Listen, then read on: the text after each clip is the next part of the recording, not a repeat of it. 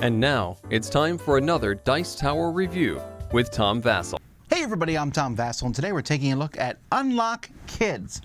Now, Unlock Kids, this is called Detective Stories, is based on a larger game, a series of games called Unlock, which is more geared towards adults or teenagers and such, in which you are given a deck of cards, you combine it with an app, and you play it to solve it. But before you turn this off, this one does not use an app. This one is all contained in here, but there's a deck of cards and some tokens, and kids are going to use those to try to figure out a mystery.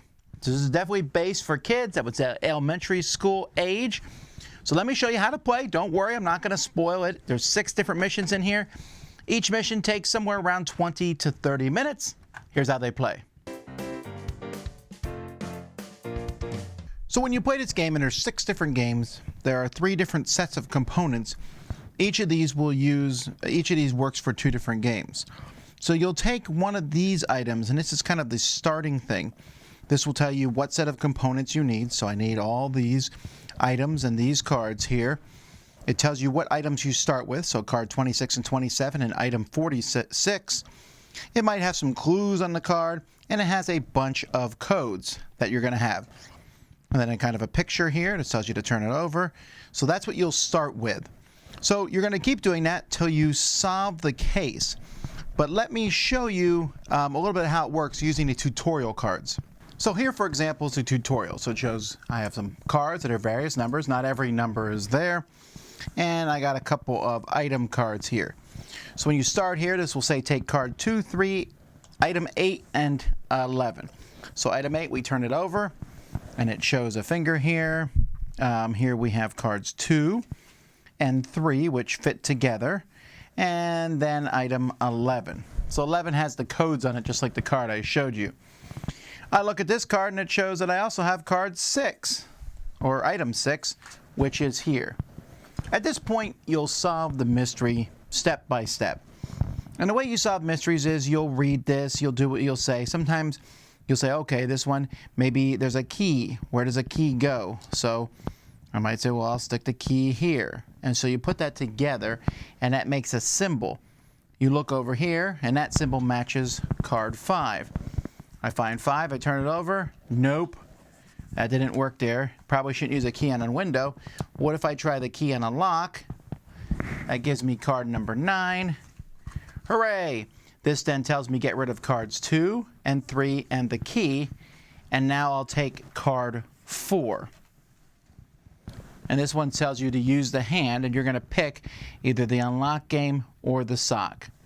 And that's it. You'll have some cards in here, different things. The one main thing on here when you play this game is occasionally there will be a secret number. A number that you can't see. So for example here, looking at the backpack, see there's a 7 on the backpack. If you find that, you'll take card 7, and this gives you an extra star. When you get to the end of the mission, this is the final card, it will tell you how many possible stars there were. This one gives you 1. If I got the hidden backpack, that's 2. Most of the scenarios in the game have like 7 or 8 stars that you're trying to get.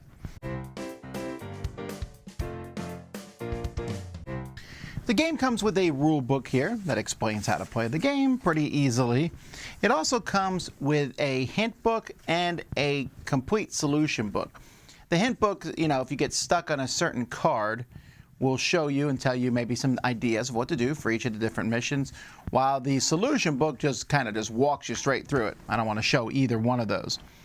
Other than that, the game works pretty well. You have a box here with an insert that holds all 3 of the sets of cards in it. These components that come with it work pretty well. They look nice in the back.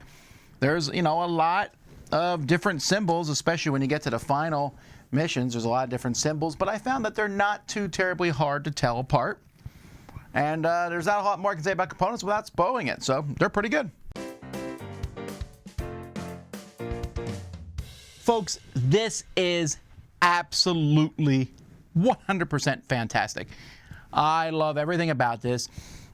First of all, my son, who's 8 years old, we played through all of these over 2 days, and that's only because I said, let's save some of them for tomorrow.